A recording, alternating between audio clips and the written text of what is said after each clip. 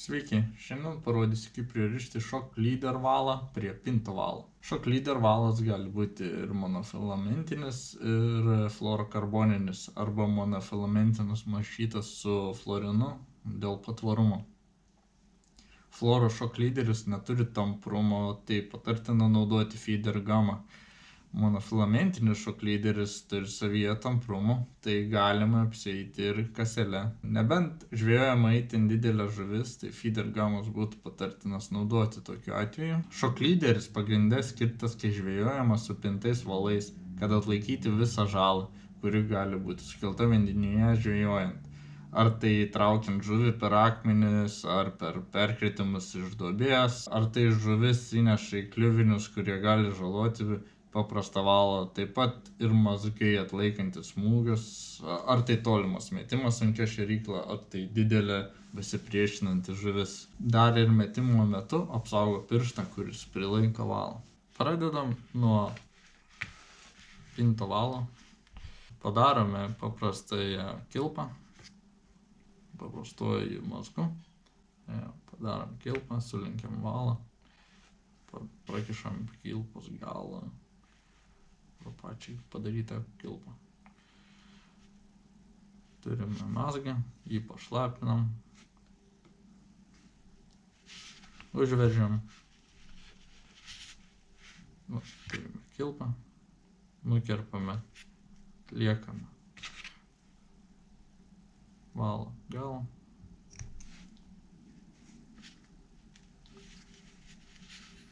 Turime gražią kilpą. Antras žingsnis būtų pririšti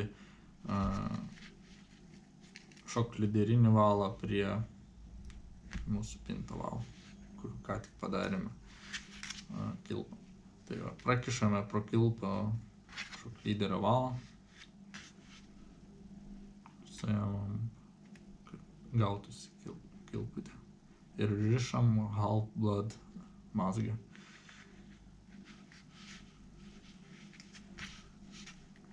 Vienas, du, trys,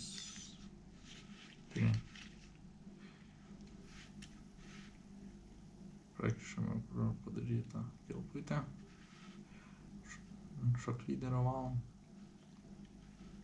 ir dailiai traukiame abu galus shock leaderio valo, tuo pačiu laikydami ir pinto valą. Traukiame. Šiek tiek gausi toks kaip prieš mazgą, pašlapinam. Gerai, kad mazgas būtų tvirtas.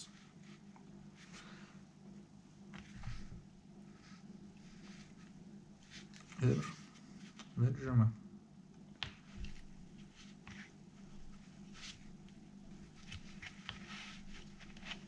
Gerai užverčiame, kad tikrai būtų tvirtas. Ir nukerpame atliekamą valo dalį. Turime feederio